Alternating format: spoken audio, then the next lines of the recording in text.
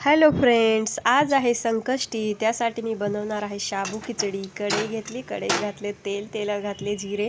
तुम्ही म्हणाल उपवासाला जिरे खातात का? होय, उपवासाला कोल्हापूरमध्ये म्हणजे माझ्या सासरी जिरे आणि कोथिंबीर खातात, पण मराठवाड्यामध्ये जिरे आणि कोथिंबीर खात नाहीत.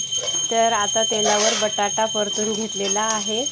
हा बघा, असा गोल्डन ब्राऊन होईपर्यंत बटाटा फ्राय करून घ्यायचा तेलामध्ये. आणि मग मिरची पावडर, मीठ आणि चवीनुसार साखर घालून थोडीशी कोथिंबीर फोडणीत घालून हलवून त्यामध्ये भिजत घातलेले शाबू, शेंगदाण्याचा कूट घालून गरागरा एकजीव होईपर्यंत शाबू खिचडी हलवून घ्यायची आणि त्यावरती झाकण ठेवून मंद गॅसवर वाफ काढून घ्यायची.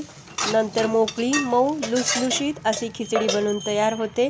आय होप हा व्हिडिओ तुम्हाला आवडला असेल तर चॅनलला नक्की सबस्क्राईब करा. अशा